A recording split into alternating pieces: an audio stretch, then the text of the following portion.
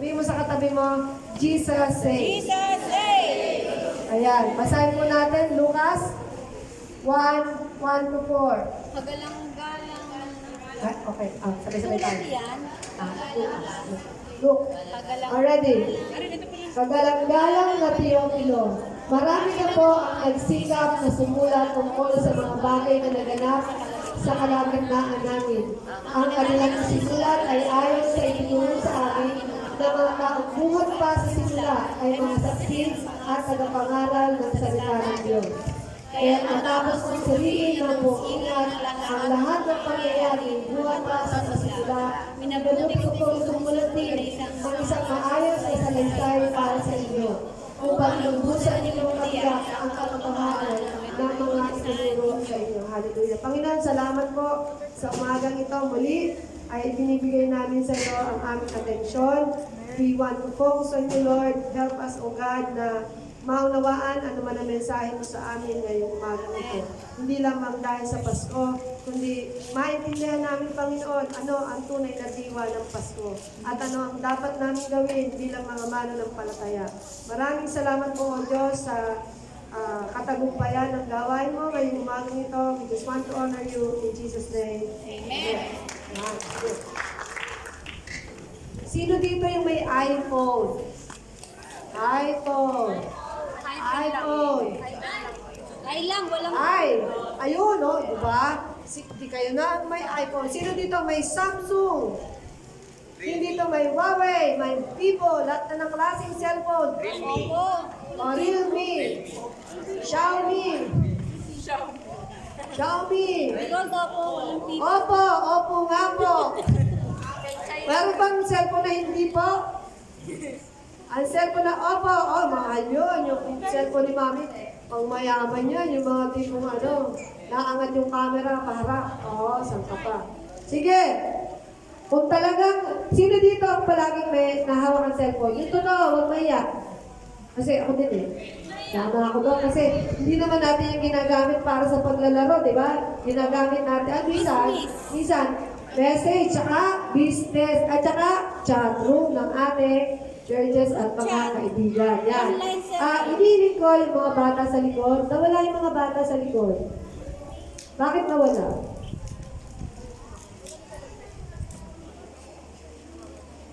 Sige po, punta tayo. Ayan. Alam mo ba na ang Bible, sino kaya dito may pinaka-high-tech na cellphone? Sino dito may cellphone ng $35,000? Sana all. Yung mga galit na galit sa cellphone, yung may mga app na mabagal yung kanta mo, pero ganyan yung video mo. High-tech yun. Alam mo ba na ang pinaka-high-tech, sa lahat ng high-tech ay ang Bible? Bakit daw? Bakit? Saan ka nakakita? Minu-minuto. May nag-share ng salita ng Diyos.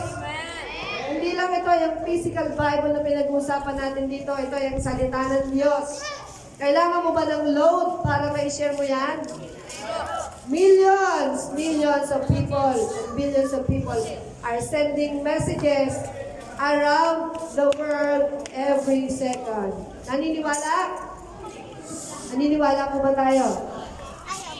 Nakikinig po ba yung mga bata sa likod? Okay, nakikinig. Ano po? Ayan. Isa lang, alam mo ba yun? Every year, inaalala natin ang birth ni Jesus.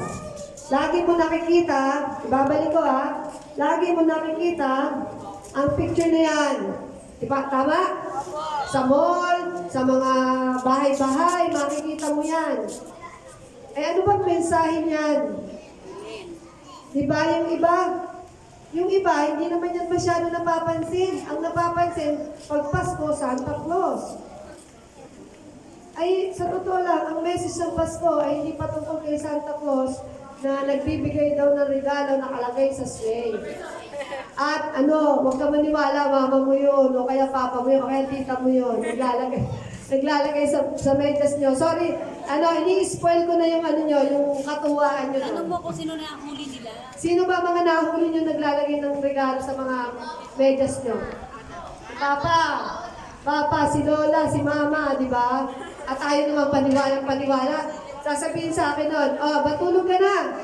Nene, tulog na kasi mamaya dadaan si Santa, hindi mo maaabutan.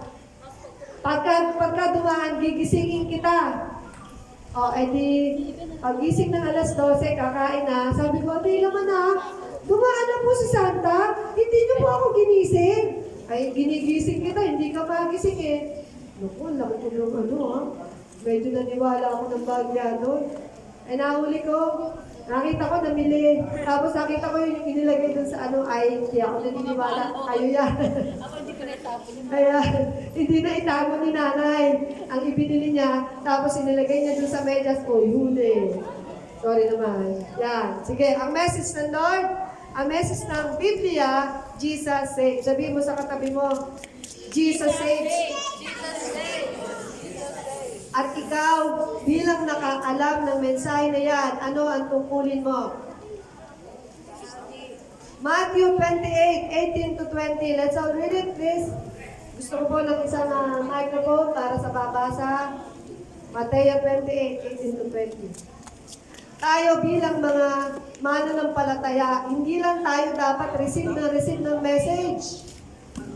Diba, kapag kami magandang message, anong ginagawa mo? Pino-forward mo, tama? Yung mga nakakatawang video, pino-forward mo? Ang salita ng Diyos, kaya i-forward? Nahiya ako, baka sabihin corny. Oh, may ganun mga factor. Ayoko, baka sabihin pa-holy ako. 18 to ano? 18 to 20. Sige pa, basa. Ate Karin. Lumapit si Jesus at sinabi sa kanila, ibinigay na sa akin ang lahat ng kapangyarihan sa langit at sa lupa. Kaya tumayo kayo, gawin ninyong alagad ko ang mga tao sa lahat ng mga bansa. Bautismuhan ninyo sila sa pangalan ng Ama at ng Anak at ng Espiritu Santo. Turuan ninyo silang sumunod sa lahat ng iniutos ko sa inyo. Tandaan ninyo, ako'y laging kasama ninyo hanggang sa katapusan ng panahon. Oh, di ba? May mensahe ang Lord. At ikaw na nakatanggap ng mensahe na yan, i-forward mo yan, i-send mo yan. Sino dito ang mahilig mag-post about God? Yung iba, mga hinahing. What a bad day. Mga tipong emoticon, grumpy face. Share mo naman si Lord. O sige, punta na tayo sa ating message. Sino kakakilala kay Luke? Ano ba ang trabaho ni Luke? Ni Lucas. Siya ay isang doktor. Yan, siya ay isang doktor. Pero siya ay nakarinig, nakakilala sa ating Panginoon. So, pinasimulan niya yung kanyang mensahe para kay Theophilus. Ang pangalan dyan, ay ang sulat ay para kay Theophilus. O, inuwain natin. Bakit ba itong labindalawang tagasunod apostoles ni Jesus ay nagbibigay sila ng message patungkol kay Jesus? At si Luke, nakarinig, naka-witness, nakakilala. At si Luke, ibinabahagi niya ito kay Theophilus na isang bagong mananampalataya. Yan. Ang message na to, kapatid, yung na-receive na message patungkol kay Jesus, basahin natin to. Una, ang mensahe niya, pag natanggap natin, dapat tayo mula sa pagiging saksi patungo sa pagiging tagasunod o follower o learner. Ito, sasabihin natin. Tagasunod. Pag sinabi mo, tandaan natin, yung 12 apostoles, sila yung namamahagi ng salita ng Diyos. Paano na pinagpipilitan nila sa tao lahat ng kanilang mga natutunan patungkol kay Jesus? Bakit? Kasi sila ay eyewitness. Sila mismo ang nakasaksi, nahawakan. Pag sinabi mong meron diyang saksi yan sa krimen, di ba? Ibig sabihin, siya yung nakakita. Nakita niya, napatunayan niya, at maaring nahawakan pa niya lahat ng mga bagay na yun. So sila yon. May dalawang mata. Nakita o natingnan nila si Jesus. Narinig nila ang tinig ni Jesus. Ang sarap naman siguro ng feeling ng gano'n, na narinig mo ang tinig ng Diyos. At bilang isang saksi, dapat alam rin natin yung ating pagsunod. Ang sabi diyan, go and make disciples of all nations. Hindi sinabing go. Hindi sinabing sit there. Hindi sinabing go to church and sit there and just listen to the Word of God. Hindi ganyan ang sinabi ng Diyos. Ang sabi diyan, humayo ka, humayo ka. Kapatid, ikaw ay tinawag ng Diyos hindi lang para umupo dyan, hindi lang para ipakita sa tao maganda mong damit, o ikaw ay pogi, o ikaw ay maganda. Ikaw ay narito para pag-aralan, kilalanin ng lubos ang Diyos na sinasamba mo. You're not just here para magpakyo. Tama po ba? Tayo narito para tayo maglingkod. I-share ko lang, meron isang bata, hindi ko sabihin kung sino pangalan niya. Dahil kilala naman niya kung sino siya. Nakausap ko yung nanay niya. Dati itong batang to ay sinasabi niya nga ay bully, pasusot, salbahe. Sabihin ko sa inyo, salbahe. At hindi ako naniwala. Alam ko na may gagawin ng Lord sa buhay ng batang ito. Niyakan ko siya, sinama ko kasi sa McDo, ginawa ko siya McDonald's crew. At medyo, mga panahon na yun, pasusog pa rin siya. Matagal ang proseso sa batang ito. Pero alam mo ba ngayon, ang sabi ng nanay ay ganito. Alam niyo po, ate ko, ang damitan po ng batang iyan ay puro po Bible. At meron po siyang panahon na nakaupo po siya dyan at siya po yung nagbabasa. At sinasabi ko sa kanya mga kapatid, huwag niyo nang galawin niya, huwag niyo nang guluhin ng kapatid niyo dahil nag-aaral. At minsan kinausap niya yung kanyang magulang, sabi niya, Mama, Papa, ikaw po ay aking, kayo po ay imbitahan ko sa church. Papa, sabi, bakit anak? Para manood ako ng ginagawa mo? Hindi. Ang gagawin niyo lang po, Lord, makinig kayo ng salita ng Diyos at maglilingkod kayo sa Diyos. Para sa isang bata na sinasabing bully, salbahe, walang pasusot, magdamag naglalaro ng ML, Mobile Legend. Para baguhin ng Panginoon ang buhay ng batang ito na pag tinanong mo, tulog pa, bakit magdamag, naglaro? Naglaro, pero ngayon, maaga pa sa lamok, siya pa nang gigising. Maglinis na tayo ng church, ano ba kayo? Ay, pupunta po ako doon, mga ngatok. Mami God, anong oras po ang Bible study? Kahit nasabi mo na kung anong oras, gusto niya makasiguro, ayaw niya mahuli. At bilang tagasunod ng Diyos, nakakita kong binago ng Lord ang puso ng bata ito. Salamat. Hindi dahil sa siya ay, hindi para sa kanya ang paborito, kundi sa Diyos na tunay na nagbibigay sa atin. At alam mo ba, ang isang gusto ko sa kanya, lahat ng merong Bible study, sasama siya. Lahat ng gawain, sasama siya. Kasi gusto niya mag-aral. Dikit siya ng dikit kina Ate Jaren, kina Ate Jeremy, para matuto. Pero hindi naman lang din siya yung gano'n. Pati yung kanyang mga kaibigan, gano'n na rin. Kaya salamat sa Panginoon. Isa muna example ko, huwag mo masyadong pumupogi na kayo masyado. No? Maraming beses na lumitaw sa Bible ang salitang tagasunod. Tagasunod ni Jesus. Siguro mga 2 beses lang nabanggit ang salitang Christian. Bakit kaya? Mahalaga ang pagtanggap sa Diyos, di ba? Pag ikaw ay nasiraan, tinanggap mo ang Diyos. Tinanggap ko po. Ang simbahan ito, napakagaling sa evangelism. Kami nga, sabi nga, kahit pusa, papatanggapin. Sorry sa word. Hindi ba totoo yun? Ang ibig sabihin lang natin, kahit sino, hindi kami mahiyan lumapit para i-share ang salita ng Diyos. Pero pagkatapos namin mag-share, napapabayaan namin. Hanggang doon lang, ay mahalaga pala. Ang sabi dito, palaging sinasabi, taga-sunod. Go and make disciple. Tumulong ka sa pagpapalaganap ng salita ng Diyos, pero higit sa lahat, alagaan mo yan. Turuan mo yan. Salamat sa Panginoon dahil ngayon, marunong na tayong mag-disciple. Palakpakan naman natin ang Lord. Mas mahalaga na tayo ay maging tagasunod. Hindi lang tayo pupunta sa simbahan, magparami, magsama dahil yan po nawawala. Kapag hindi na alagaan, nawawala. Pag hindi natin nakausap, nawawala. Hindi na ako pupunta sa simbahan na yan. Kasi hindi naman ako pinapansin. Hindi lang pagtanggap sa good news, kundi yung mga bata, okay lang naman kayo dyan, ha? Ayos lang. Okay na naman. Pero habang nagagawa yun dapat. Pahalagahan natin yung natutunan natin patungkol kay Jesus. Naliligtas tayo mula sa kapahamakan kapag tayo may alam sa salita ng Diyos. At alam mo ba, hindi ka kayang basta-basta makuha ng kaaway kapag ikaw ay babad sa salita ng Diyos. Hindi ka kayang patumbahin. Iinsultuhin ka ng kapwa mo, ibubuli ka, ipe-persecute ka, pero never ka matutumba. Bakit? Kasi rooted ka sa salita ng Diyos. Hindi mo ko kayang patumbahin. At may kasabihan, malala mo si Ernie Baron, ang sabi niya kung walang knowledge, wala? Power! Power! Sabi niya, power!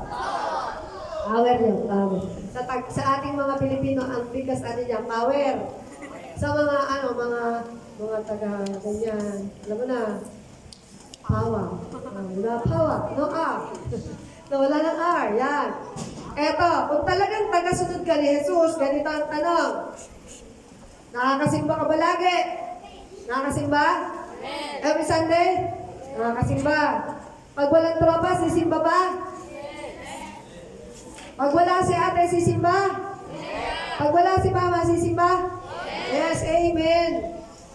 Ang tanong, kailan mo ba ulit nawakan ng Bible? Kung talagang tagasunod ka ni Jesus, kahit nasa cellphone mo pa yan o sa kung saan pa man yan, nawakan mo ba yung Bible? O inaalikabok na? At pag binuklat mo yung talaga namang hahachi ka.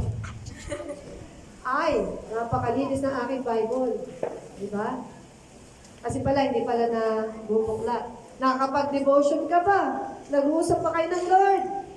Kung ikaw ay tagasunod ni Jesus, alam mo kung paano mo siya kakausapin. Hindi mo kailangan magsaulo. Hindi mo kailangan sa uluin ang sasabihin mo kay Jesus dahil bago ka pa magsalita, alam na niya ang laman ng puso mo. Yan. Eto, tanong. Kung ako'y tagasunod ni Jesus, dumating na ba ako sa point na parang wala na akong kailangan malaman? Nabasa ko na po ang Biblia. 4 na beses ko na po yung nabasa. Lupit. 4 na beses ko na po yung nabasa. Kaya naman, kapag may nagpipreach, ayaw na makinig. Ganun ka na ba kagaling? Ganun ka na ba kagaling para sabihin mo, parang hindi ko na kailangan. I know that already. Alam ko na yan. Ayaw mo ng karagdagang kaalaman? Siya, wala kang pawa. Yung pawa mo hanggang dyan lang. Dahil yung pawa na gustong ibigay sa'yo ng Diyos ay parang dunamis. Ibig sabihin, yung bang tipong sasabog pag nagsalita ka, boom! Sabog! Ang tao makikinig sa'yo, mahihiyang hindi makinig. Amen po ba doon? Kahit gano'ng katigas sa salita ng Diyos, lalambot ang puso. Eto pa ang tanong.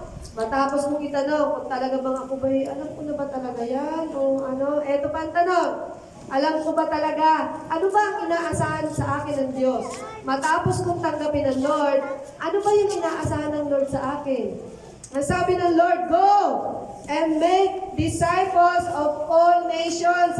Hindi sinabi, go and make disciples of your seatmate. Hindi lang, sabi, go. Kaya kahit ikaw'y mapabot si Mami Eve, nalulungkot man ako, pero isa ring step up yun of faith para sa akin. Magkakaroon ng CCC. Kalawan. Amen po ba doon? Ipag-pray natin yan dahil ang Diyos ay kumikilos. Baka ito ang katuparan ng plano para doon sa isang anak niya. Sa isang anak niya na dapat ay matagal nang tumayo, ayaw panindigan ang pagkatawag ng Diyos. Yan. Aray ko. Aray. Bato-bato sa langit, matamakan, huwag magalit. Yan. Ang alawa, dapat alam mo yung tungkulin mo sa simbahan. Yan. Ito pa, pangalawa, ang sabi dyan, mula sa pagiging tagasunod, patungo sa pagiging alipin, servant. Ayan. Teka. Mami Gold, ano yan? Anong alipin? Taga-wash ng plates? Taga-linis ng simbahan? Ano ba naman yan? Kasama ba yan talaga? Madudugo yan ang kamay ko. Alam mo, merong simbahan, engineer, mga lawyer, taga-part ng mga sasakyan, sila yung nag-guide na ganyan. Ang isang taong tagasunod ng Diyos, humble. Hindi mo pinagmamalaki yung pinag-aralan mo. Amen. Dahil ang karunungan ng mundo ay wala yan, kapatid. Ang sabi dito, kung ikaw ay tagasunod na ni Jesus, dapat servant ka rin. Hindi ka merkado ka, hindi ka mag-garden. Di ba? Si Kuya, sample lang. Si Kuya Vincent.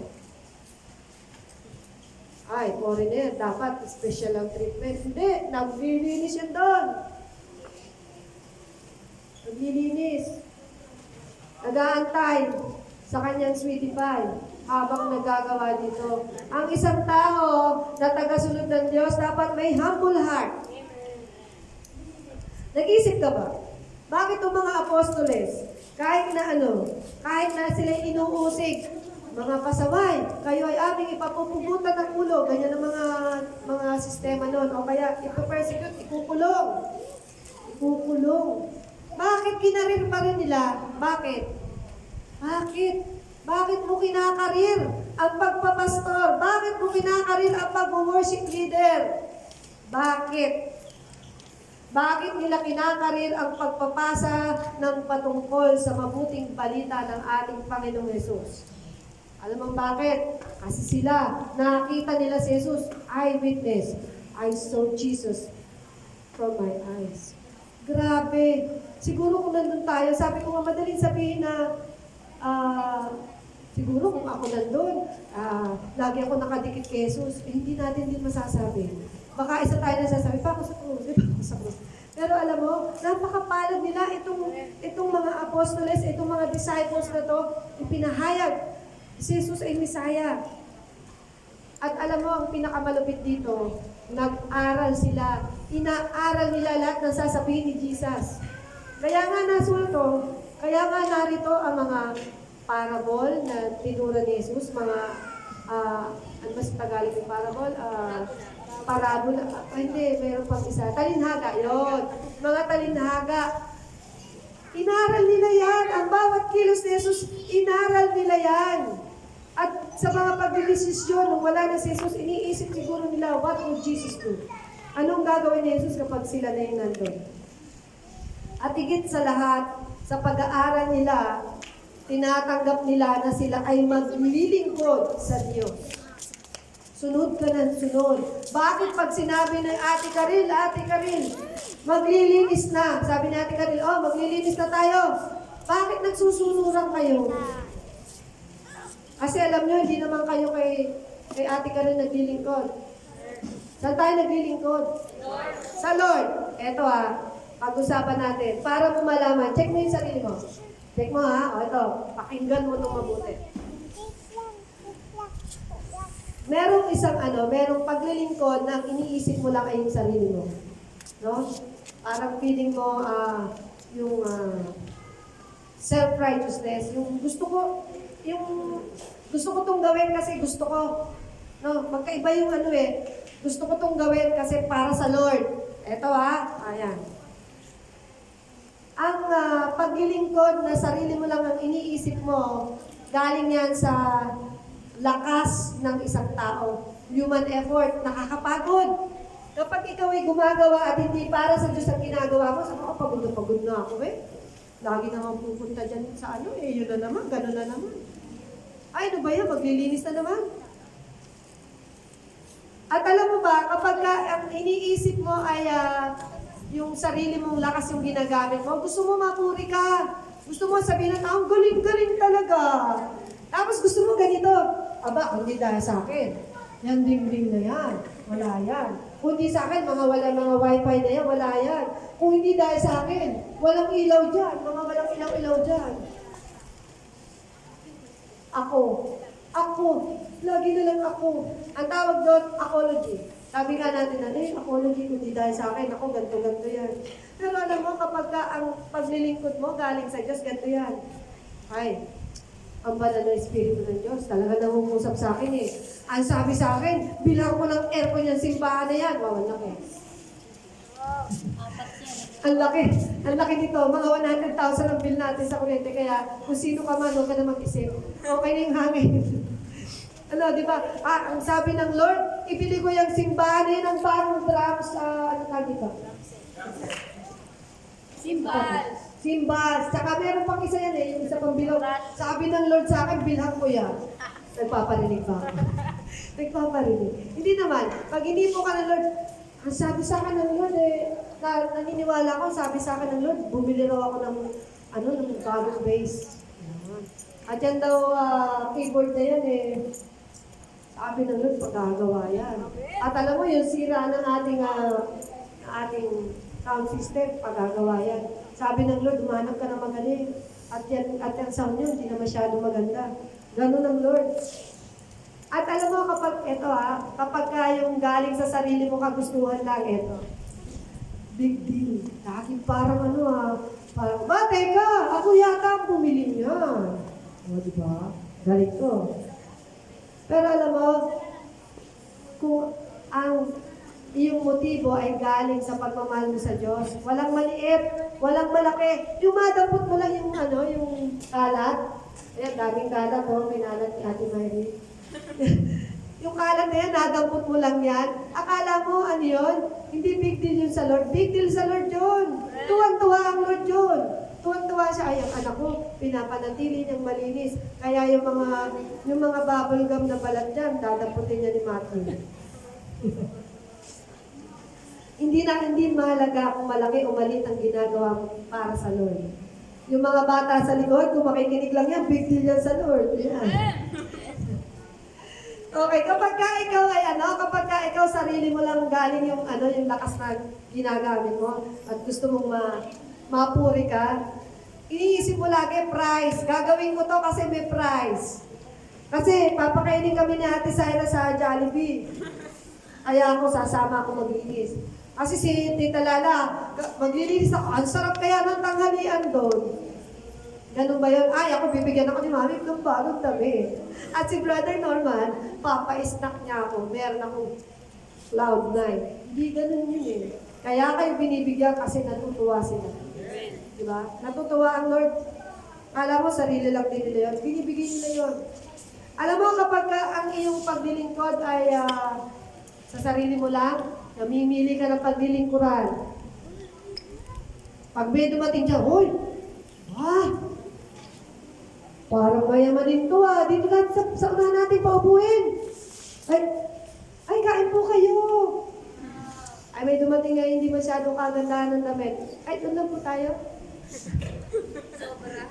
Naranasan namin yan.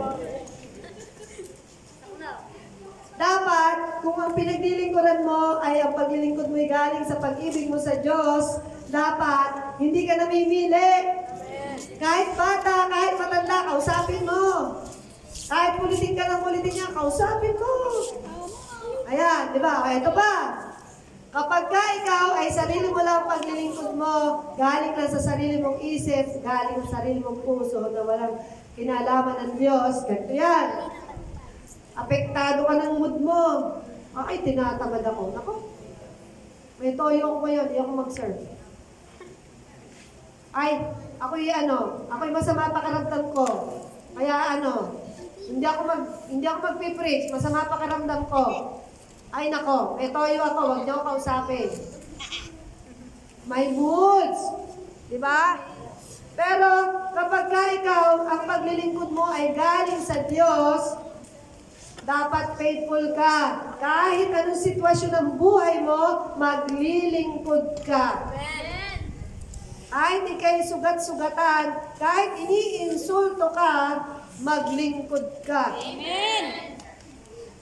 At alam mo, malalaman naman yan kapag totoo yung paglilingkod mo sa Lord. Ang mga paglilingkod na temporary o yung bang panandalian lang, kitang-kita mo yan. Amen! Huwag kang umalis kung bagsak ang simbahan. Huwag kang umalis kung magulo ang simbahan. Manatili ka.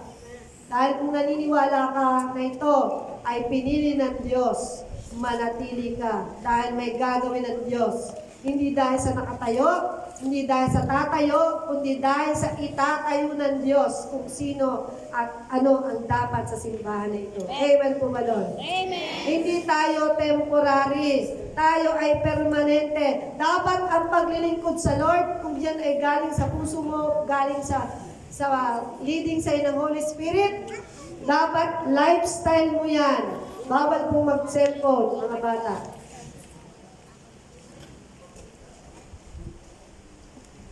Okay. Yan ang sinasabi natin. Kasi minsan tayo, kapag yung ating ginagawa ay temporary, tayo mga hipokrito. Amen? Ang tawag sa atin, hypocrite. Sabi mo sa katabi mo, huwag kang hypocrite. Yan. Dapat galing sa puso ang ating paglilingkod sa Diyos. Kasi alam mo kung bakit? Kapag kayo naglilingkod sa Diyos na galing sa puso mo, eternal yan, pang walang hanggan. Amen po ba doon? Ang sabi dyan, mula sa paglilingkod patungo sa pagkakaroon ng mas maraming mga tagasunod. Tingnan mo yung katabi mo. Bakit narito yan? Sino nagyakag dyan? Kailangan nating ituro ang katotohanan patungkol sa Diyos. Ating dahil nagpapasalamat ako sa Lord na mula nang pumasok ka ay pabaling-baling ka na. Maraming salamat sa Diyos. Ikaw ay tinatawag ng Diyos sa isang mataas na antas ng paglilingkod sa Kanya. Yan. Ito pa ha, dapat itutulong natin ang paglago ng pananampalataya ng taong isinama natin sa simbahan. Hindi yung, Karin, nasa na si Mary Joyce? Example, si Mary Joyce. Natanda ko si Mary Joyce. Karin, nasa si Mary Joyce, itinatamad ko ba't di mo niyakag? Iyaan mo siya. Ayaw ko. Wala siya. Wala kung ayaw mo, wag mo. Dapat aalagaan natin yan. Amen po mo dyan. Boys, mga boys sa likod. Totoo ba yun? Kailangan lumago ang pananampalataya. Pangalawa, dapat yung mga harang, dapat matalo natin yan. Ano ang harang? Ano yung mga harang? Ay kasi nayakag ko sa ganun Ay kasi ganito, ang dami-daming harang. Hindi pinayagan. Kung ikaw ay gumagawa ng mabuti at nakita ng mga mama at papa nyo na ayos naman pala kayo, hindi pwedeng hindi kayo papayagan. Makikita nila yung pagbabago sa inyo Amen po ba doon? O hindi lang ito patungkol sa Bible. Pati yung mga module nyo, tapusin nyo. Huwag kayo puro practice ng sayaw. Baka mamaya naman, puro Bible naman kayo, yung tungkulin nyo naman bilang mga anak, na pasayahin yung mga mama at papa nyo, na kayo ay nagmo-module. Gawin nyo yan. Amen po ba doon? Matapos nating matulungan ang ating mga isinama na matanggal yung mga harang na yon, kailangan ituro din natin kung ano ba ang gusto ng Panginoon na gawin nila. Kailangan sabi, go and make disciples of all nations. Sabi ng mga bata, salamat matatapos na. Ang mensahe na ito ang nagpapakilos para sa kanyang mga lingkod. Yan, servants na katulad natin na magkaroon din ng tagasunod. Kaya nga, nagba-Bible study tayo, sabi ko nga, meron na ang mga bantayan kids po at ang, yun pala, hindi na pala sila kids. Meron na sila mga tinuturuan. Diba, kagaya ni MC, si JB, si Chinchin. Kanino estudyante, estudyante na sila ni sila ay dinidisciple na ni Kuya Jerome, di ba? Yung mga pasaway, sina Kim, sina Matthew, sabi ni Matthew, ba't ako pasaway? Sina Matthew, meron na nagtuturo sa kanila. Tinuturuan na nila na maging maayos. At syempre, yung batang gusto lahat ng Bible study ay si Albion. Si Albion ay dinidisipulo ng lahat. Yan. Eto tingnan mo yung katabi mo. Sa tingin mo ba may kakayahan niya na magdala ng tao dito? Amen! Amen! Kapatid, hindi ka tinawag dito para mo po. Taon-taon, nagse-celebrate tayo ng Christmas. Tama? Ang sabi dyan, si Jesus ay tagapagligtas. Siya ay Messiah. Siya ay Messiah. Pero isa lang ibig sabihin, i-share mo sa kapwa mo that Jesus saves. Amen po ba doon? At higit sa lahat, kung ang bawat isa dito ay ipo-forward yung mga messages na kanilang natutunan, puno na po ang simbahang ito. Huwag kang matakot magdala. Huwag kang matakot mag-share. Dahil ang mensahe ng Diyos ay isinend na sa'yo. Ang tanong, inopen mo ba yung inbox mo? Binuksan mo ba yung chatroom mo? Chatroom nyo ng Diyos? At ipinorward mo ba yung message niya sa'yo? Jesus loves you. Please forward it. Amen. Jesus saves. Please forward it. Huwag mong sarilinin ang kaligtasang ibinigay sa iyo ng Diyos. Merry Christmas po sa lahat. Ito ay isang kakaibang mensahe. Isa lang po ang aking pinararating dito. Mahalaga po na i-share natin ang pag-ibig ng Diyos. Na ang Diyos ay nagliligtas, na kayo ay mahal ng Diyos. Amen po ba doon? Tayo po'y magsitayo. Palakpakan po natin ang Panginoon sa buhay ng bawat isa na narito ngayon.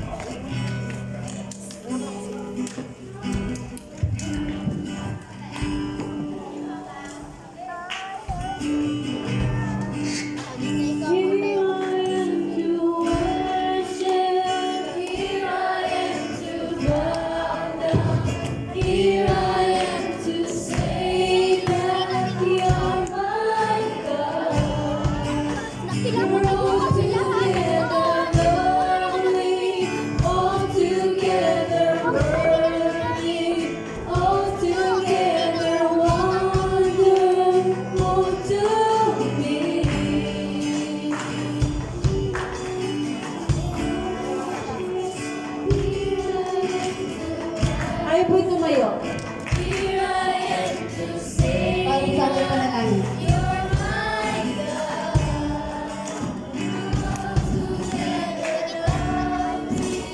All together worthy, all together wonderful to me. Hallelujah, Lord God. We worship you, we honor you, Jesus. Maraming salamat, Panginoon. At kami, Panginoon, ay nakakain mo ng mensahe mo. Alam namin, Lord God, na ito ay nakakabusog, hindi lang sa aming isip, pati sa aming puso. Thank you, Lord, dahil sa mga tao nandito. Sila po ay nananalig na ikaw talaga ang Diyos ng kanilang buhay. Marami din salamat, Panginoon, dahil sa patuloy mo, Panginoon, na kami iyong isinasama, itinataas. Lord, I pray na maging consistent kami lagis-lagi sa iyo. Araw-araw, minuto, oras-oras. Ang panalangin, Panginoon, ay ibinibigay namin sa iyo. Alam namin, Lord God, na sa bawat panalangin namin, ay iyon na may katugunan. Iniisip pa lang namin, Panginoon, iyon ay alam mo na. Thank you sa mga narito dahil patuloy silang nananambahan sa iyo.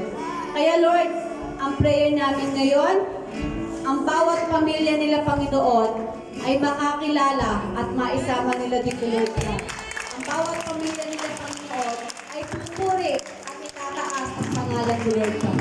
Maraming salamat po dahil sa oras na ito, amin po isa-celebrate ang aming Christmas party na kasama ka na maganda ang kahihignan at higit sa lahat. Meron, Panginoon, ang mangyayari ng maganda. Maraming din salamat, Panginoon, dahil sa mga worship na namin binibigay sa iyo. At mo sa music team, Panginoon, na patuloy na binibigay mo ng kalakasan. Patuloy mo, Panginoon, na binibigay ng magandang boses. At maraming salamat, Panginoon, sa mga batang pa na humawak ng drum. Lord, lalo mo pa silang pagalingin na may pagpakumbaba na